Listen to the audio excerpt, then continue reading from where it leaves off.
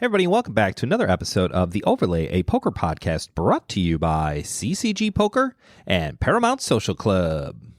Hey Brando, what's up today? What up? This is number 3 in the 7-part series? Yes.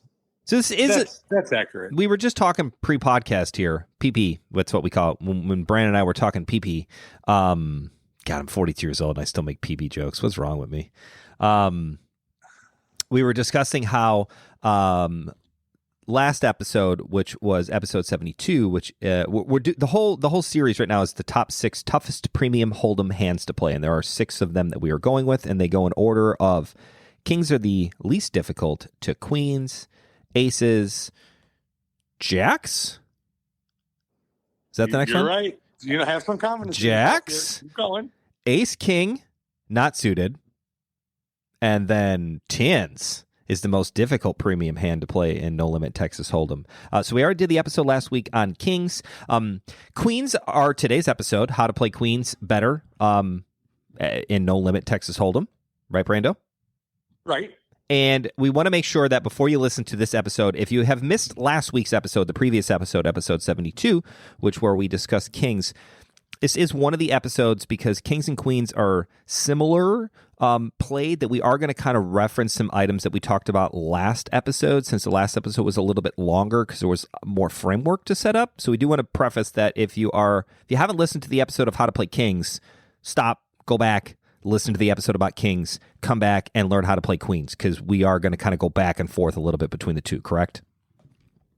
Yeah, I mean, we'll reference the previous episode, and some of the concepts that we use obviously apply to queens as well. And we're not going to go super in depth because that makes. And we're not going to talk about them like I talked about them last. Correct. Week, that's a lot of words. It is, and it seems redundant.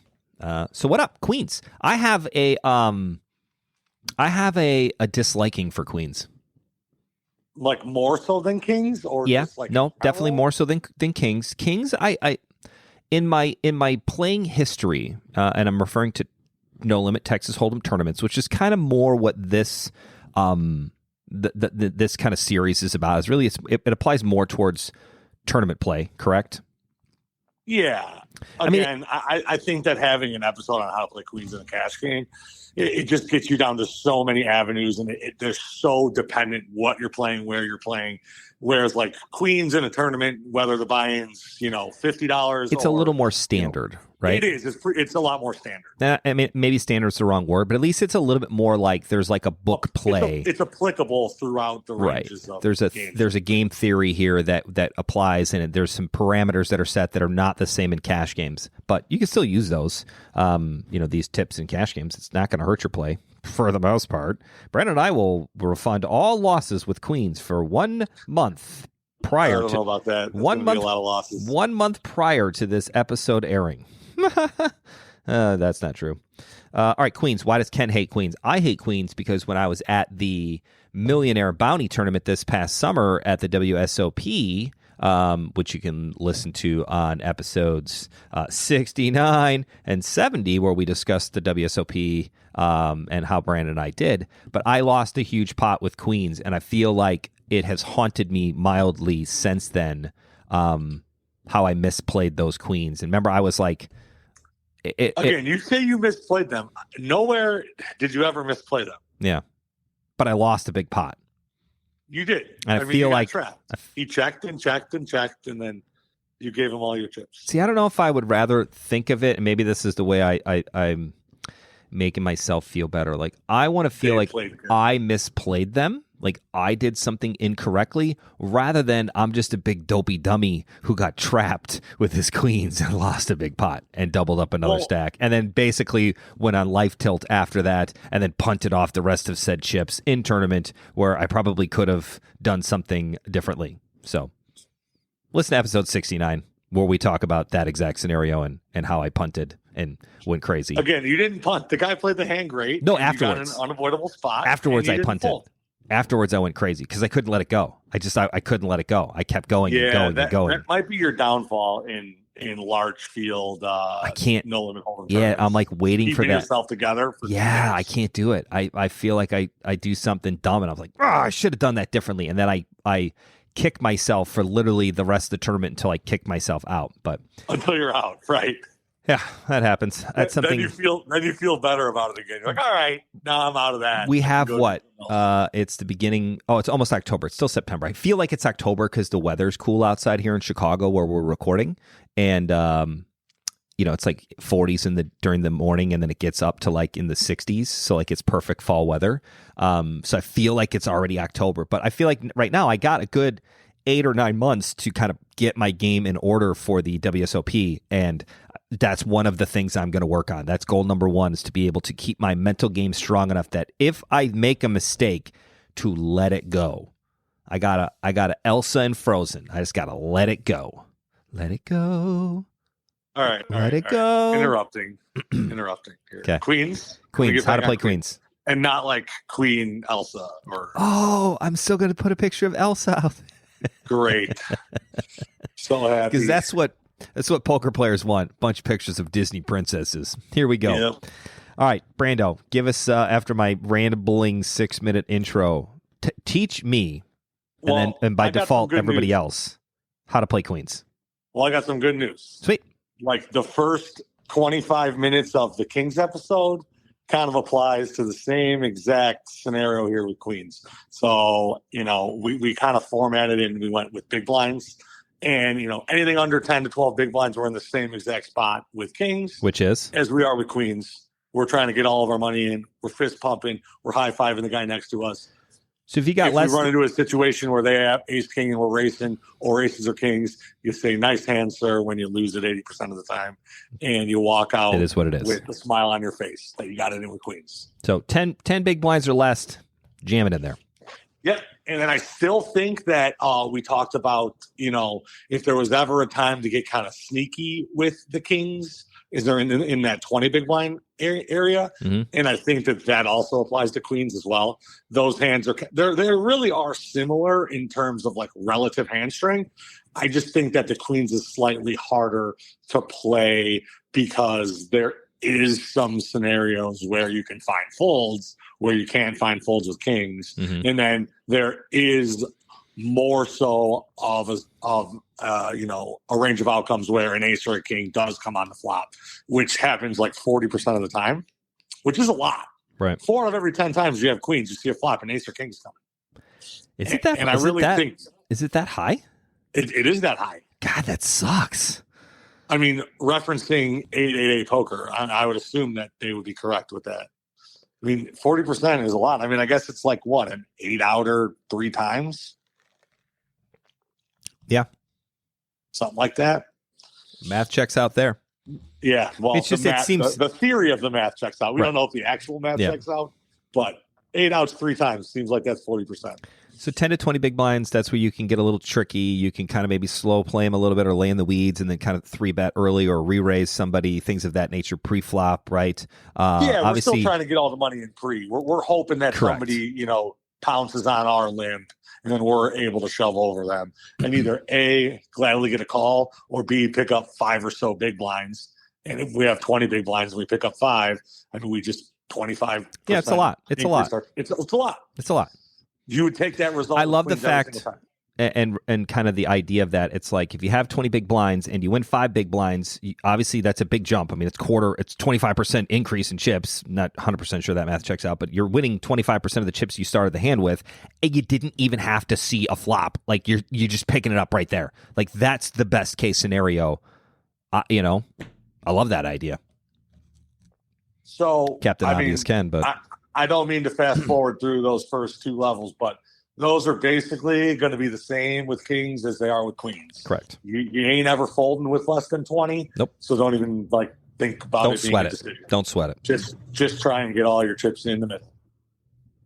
So now we get kind of right into the meat of the problem with Queens, and that is the deeper stacks. The deeper stacks, yes. The 20 to 50 get big deeper blinds. Stacks, and the bigger buy-in with the more chips, you're going to see more of these opportunities. In the $20 early bird at CCG, you almost never have a decision with Queens, right?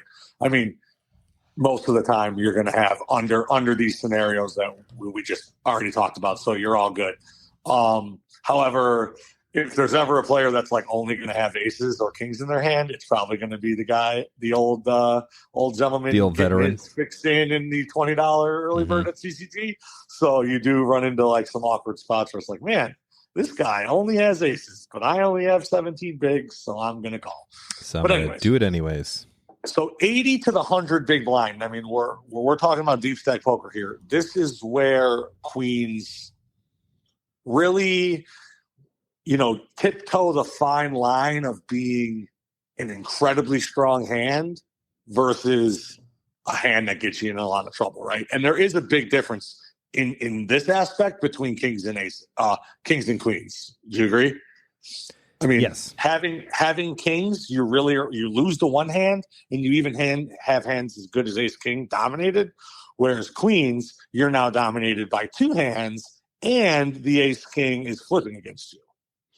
And there isn't queens to have against you. When you have kings, somebody can have queens. When you have queens, there isn't somebody that can have queens, and you're dominating them. Like they have to be discounted down to jacks.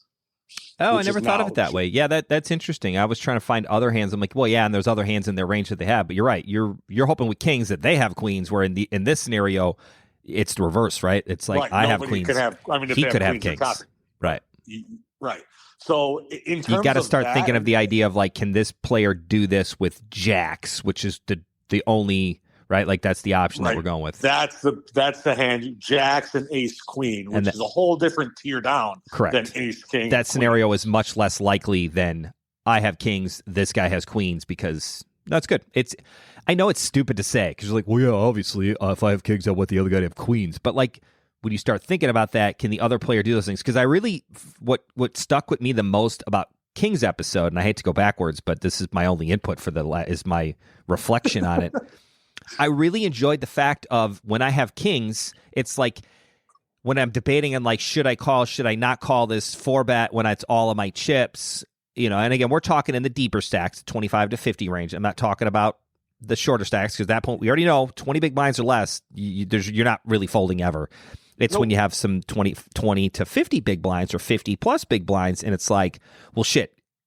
The thing I remember most was like, is the only hand I can put this player on in this scenario aces. In that point, it's okay to fold because the only hand I can put him on is aces. And even if you make the wrong choice, it's like, well, I ran against aces. It is what it is. I really enjoyed that. I liked that thought. I've never thought of a poker hand that way, and it's something that I'm going to have kings, and I'm going to be thinking to myself, Brandon told me, can I only put this guy in aces? Or could he be possibly making these bets with ace, king, kings, queens? Other premium hands that are difficult to play. I don't know. It's gonna come up, and I think that for me as a player, that's gonna help me at least. If you don't get anything else, that's gonna help. So sorry, I'm derailing the conversation. Back to Queens. You're good. I mean, it does make a whole lot of sense that if they can just have one additional hand besides aces, you're in there with kings. But now going back to the queens, it's like you really. Continuing on with the previous, if they can have ace king, if they can have jacks, I mean, that really is now like doubling their range. Like if their range goes from like queens plus ace king, well, that's like 4 hands. Now, if you have to add jacks and all the ace queens, now, that really, so we're really hoping for their range needs to be like double as big for you to be as in good a shape with queens as you are with kings, which for the most part, that's just like not the case. So I think that likely, obviously we're still raising with queens. I mean, they're a very strong hand no matter where we're at with 50, 60, 100 big blinds. This is just like you look down at a queen and what's the other card you're rooting for? A freaking queen. And you get it. And now it's like, okay, we should be happy. These are the kind of hands we want to make a lot of money with. Right. So we're still raising. Now I think the real, we're still raising and feeling good about our hand when nobody re-raises us, right? And I think this is where you got, trapped in the Millionaire Maker tournament or the $1 Million Bounty tournament is you raised with queens, nobody re-raised you, you feel good.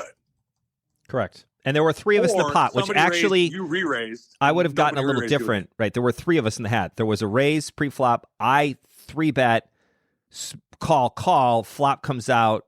it gets checked to me. I was in the middle. I bet. I get one call who was the guy to my left, the player after me, and then, the other guy folded. Now we're heads up, and it was like, I fired one more. Anyways, go ahead.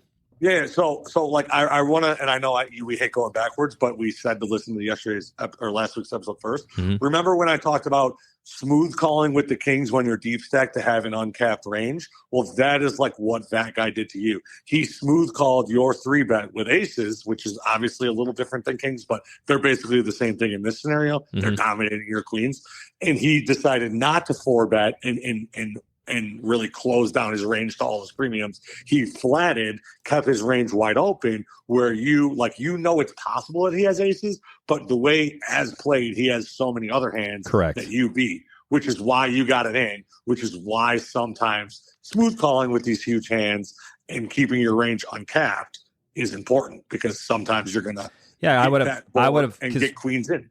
Right, because if he'd have raised pre-flop, there's a very good chance I would have seen a flop and probably given up at some point, right? You would have eared on the side of caution eventually, thinking you're up against aces or kings, which is, why queens are, harder to play than kings. Yep. We're getting there. So I do think that when you face resistance is when queens become hard to play, because without any resistance, queens are still, full speed ahead. This is a monster. But once we start getting some resistance, well, now all the hands that beat us are in the range of people that are giving us resistance. And you obviously say, oh, that's obvious, Brandon. Obviously, people are going to 3-bet you and 4-bet you with aces and kings, as well as hopefully jacks and ace queens and other hands you beat. But I think queens more so than kings, you can go to more flops with. You're going to err on the side of slightly more caution, which is ironic because 40% of the time you're going to have a bad flop. Whereas if you have kings, it's probably half that time an ace comes or whatever. Mm-hmm. So, even though there's more bad flops for you with queens, you are still going to have slightly more alarm bells going off in your head when you face resistance. And I mean that where you raise with queens and a guy 3-bets you, well, you have a really tough decision whether it's 4-bet or flat. And you say to yourself, if I 4-bet and then the guy goes all in, what do I do now, right? And if the answer is fold, then you probably shouldn't 4-bet in the first place. Also, something that I don't do that I'm going to start thinking about now, it's the look at you becoming a better player. No, it's true, because I don't think about those. That's next level play, right? That is thinking 3 moves ahead in chess. Well, if I move this rook here and the knight goes there, this happens, and you go down a path, right? And right. I don't do that in poker. And poker's so much more. I'm playing fucking checkers, and sometimes I can play against a bunch of other guys playing checkers, and I draw good, and I win. I'm a good PLO player when everybody's playing checkers. Checkers, I'm a badass player. We start getting these guys thinking about, well, if I do this and then he bets again, am I willing to put more in? And I never get to that level, and that's huge. I'm going to take that away from this episode. Boom! Look at me. Yeah. Nothing better. Ken's a better poker player. Look out, Texas. Texas players. 2023 WSOP. Look out. Ken can hear it now. Not Ian. Ian, right? My boy Ian from Poker News plays CCG. Ian's gonna be like, Ken, not Liam. Liam, thank you. Fuck, sorry, Liam.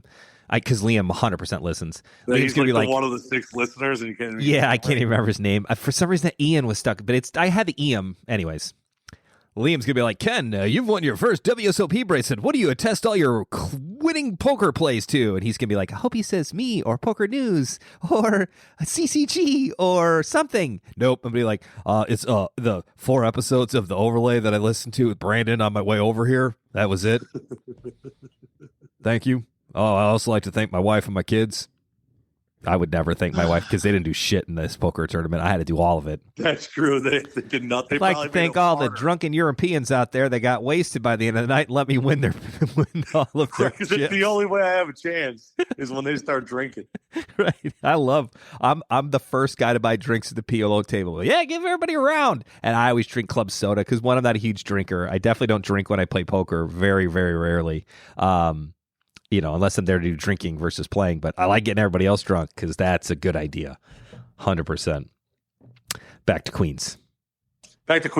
So we're erring on the side of caution when we're deep stack, and we're thinking about we'll have slight alarm bells going off in our head when we face resistance, and then we're left with the choice of fighting a big war right now, which we could potentially get blasted off the face of the earth, or taking it to the trenches and going to see a flop and trying to keep it a little bit smaller, but realize our strength, but not necessarily want to pile 100 big blinds in the middle. Right. Which is, again, I'm beating a dead horse, but which is the difference between kings, because in kings we're still ready to just nuke everybody right now, and hopefully they don't land theirs first. That's good. I mean, it makes sense. And so now, that's kind of the pre-flop play. I mean, we're not really, obviously, this is very dependent when you have a drunk European guy raise 3-betting on all the time on the button. Well, when you have queens, this is the time that we're going to 4-bet, and we're going to punish him for that, and our hand's too strong to fold at that point. But I'm talking about when there's a guy who hasn't played a hand for 2 hours, raising not from the button, still from middle position. Well, now's maybe the time. Let's go to the flop, assess where we're at. Don't convince yourself that you're smashed right off the bat, but, have that side. I see so many people just getting it in with queens, like queens, and then the flop is bad and the turn's not so bad, but now they're committed. It's like, I had queens. It's like, yeah, it's just one pair of the third best cards. It's the third best pair, right? I mean, right. if you ask yourself at the river, if you had third pair, would you call? No. Well, I mean, you're kind of doing that pre-flop now,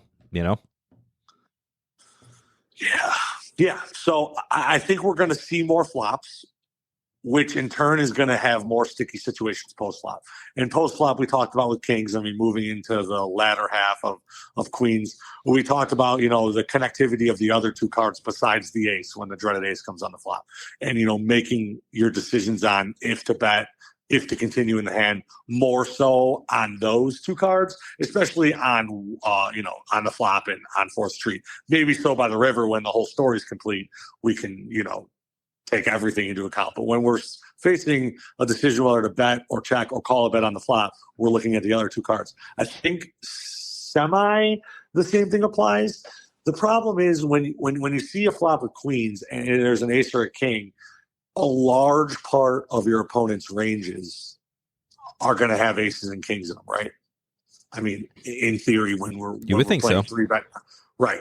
So that is where we need to make our decisions based on, SPR, based on what position we're at, based on the stacks of the people around us, based on the image of the people around us. So there is no really right or wrong answer.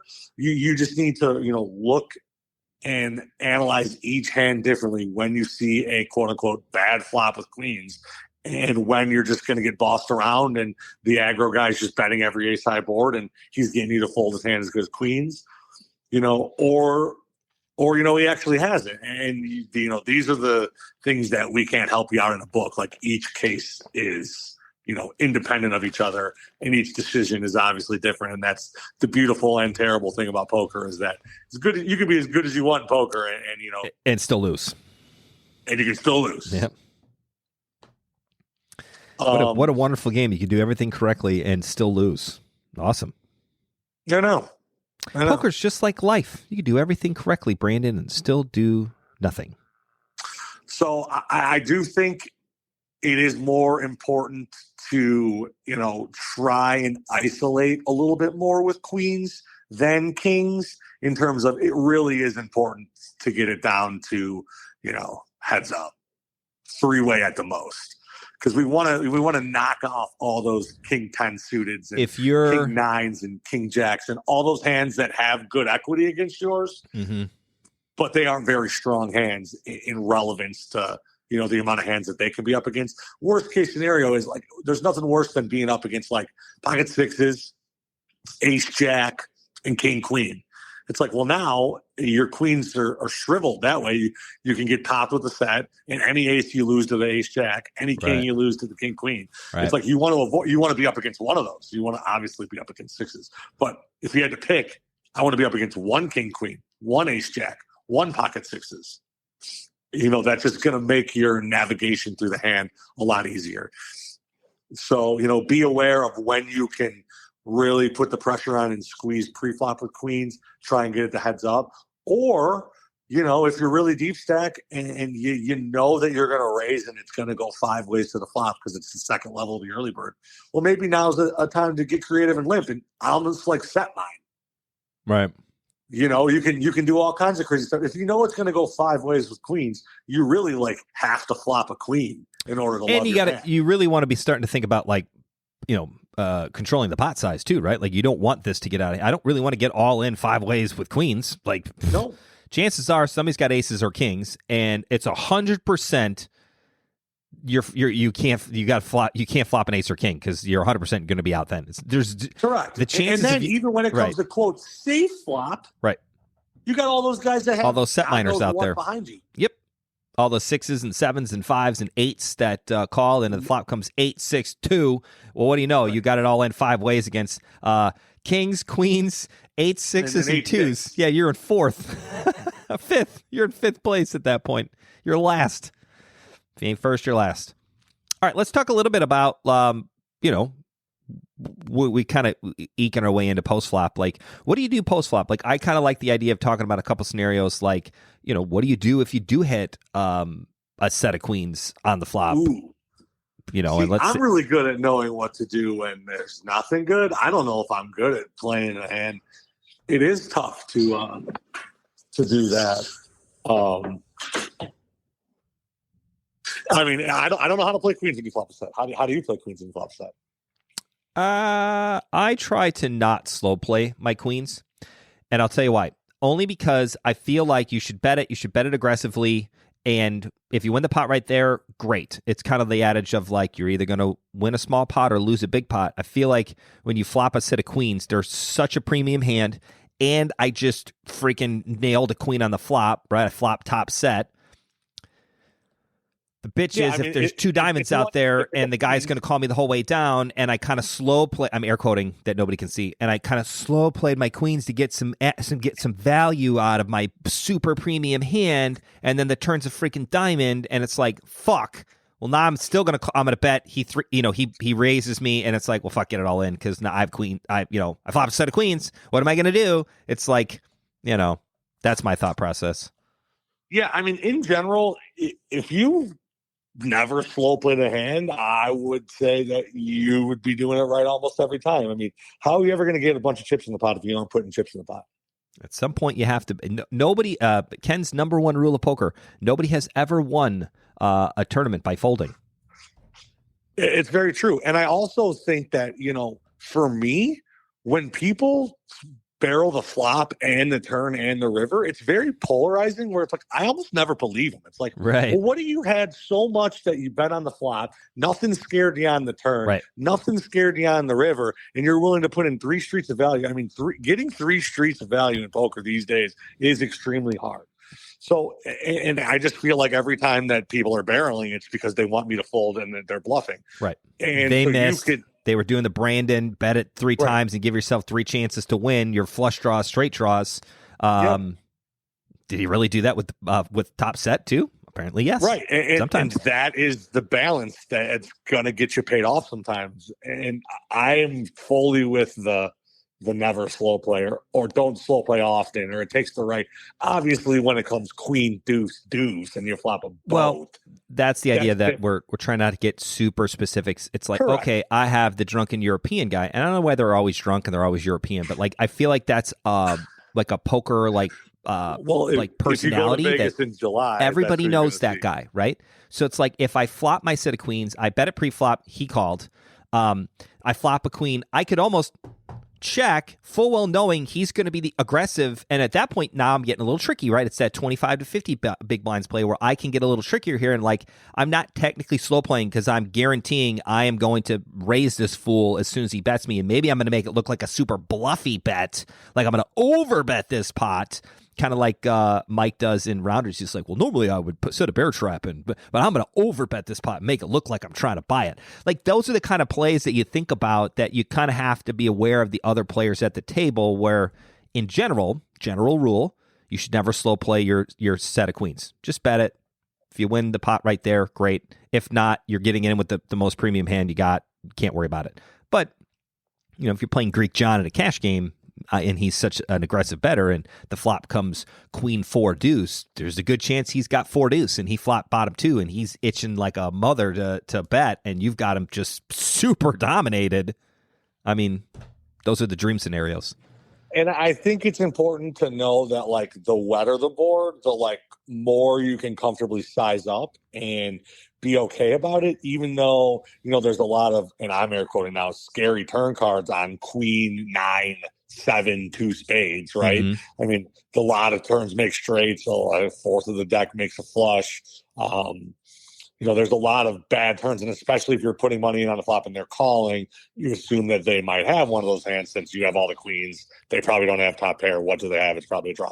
Even though you know that they can have those, you can just comfortably bet as large as you like to know that they're going to call anyways, right? If a guy has Jack 10, he's going to call a fourth of the pot or half the pot or 3/4 of the pot. Like, they're calling no matter what. So you might as well start charging them a large fee right now to see more cards when you flop a set of queens. That's good. And I don't think, talking about folding queens, we're never like flopping a set of queens and folding them. I mean, like, even when you think they have aces and it's ace queen, right? We don't fold. We don't fold sets. I mean, this isn't PLO. Don't fold. Just get it in, and if you're beat, you're beat. Even the flop comes queen Jack 10. I'm getting queen Jack 10. If you got ace king or king 9, nice hands, sir. Start yelling, pair the board. Pair the board. Pair the board. I need a monkey. Monkey. That's great. You can always tell the degens when they're yelling monkey. Yeah, because they've played some form of degenerate game in their lifetimes.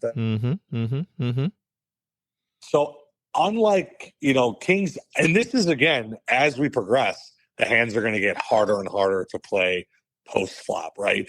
There wasn't that much to add about playing kings post-flop because it's still pretty easy to play unless an ace comes.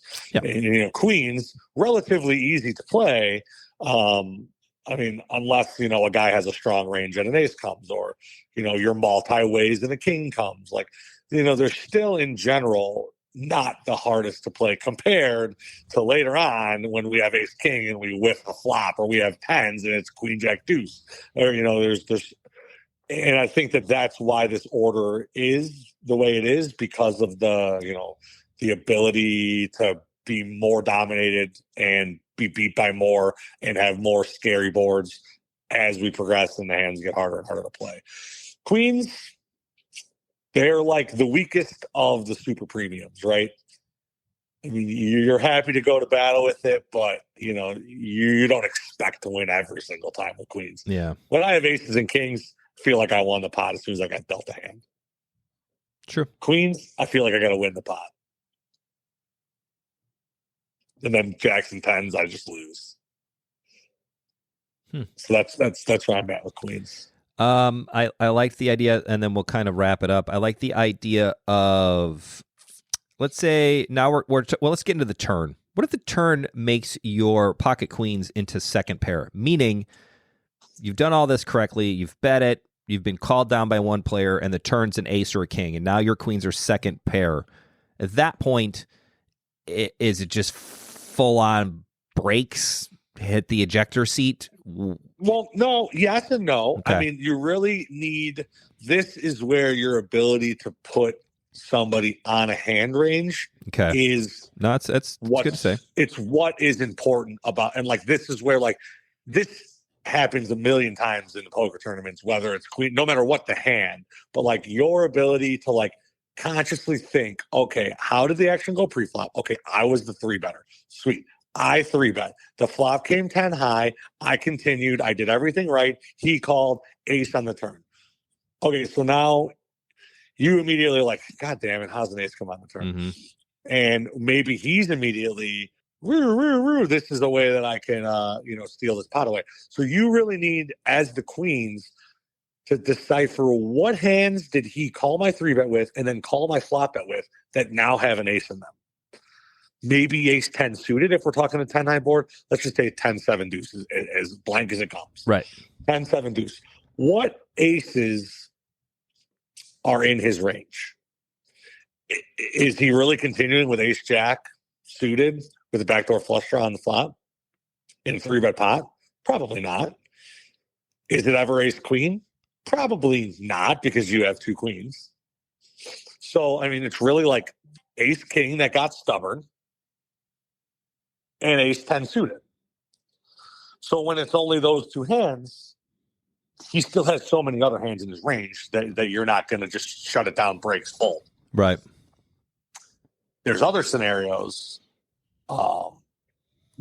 Let's say I'm just going to throw one more at it and say it's like 10-9-4, and they got let's say the turn's a king on 10-9-4. Well, that's a little bit different. They have all the king jacks, they have all the king queens, they have all the king tens, they have all the ace kings. You know what I'm saying? There's a lot more hands in the range that they're continuing with on the flop that include a king in it. So that one is maybe where we say, yeah, I can shut it down and get away with mucking queens here on the turn, unlike in the situation where the ace came. Right. So that's kind of 2 examples of how you need to use their range to know how many combinations of hands have an ace in them or have a king in them.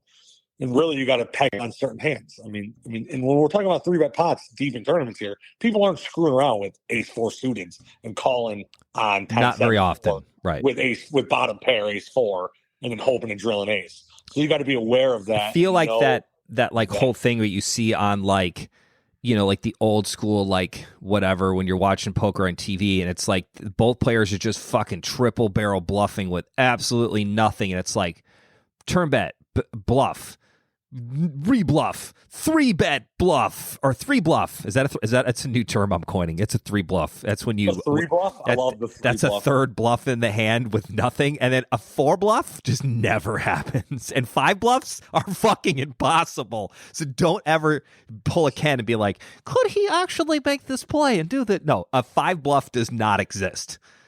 TM Ken. That's how trademarks work, right? Man. I wish you can clip that out. I'm going to clip that because, like, it's so true.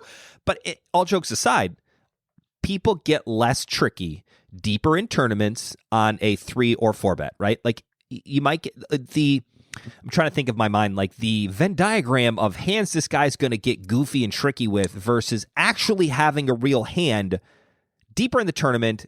Stack size is considered, and then it's like, you know what I mean? Like, he's at that point, your queens, you're like, well, my queen's just shriveled up to shit because I just got 4-bet in a pot, and like, I'm not going any further. And like, I guess I found out what I wanted, and I still have chips left. So again, hey, another point. I'm gonna have to start writing down these things I remember from this podcast so when I'm playing poker, I can reference my cheat sheet of like, oh yeah, Brandon said deep in a tournament, nobody's gonna 3 or 4 bet something goofy. It just doesn't happen.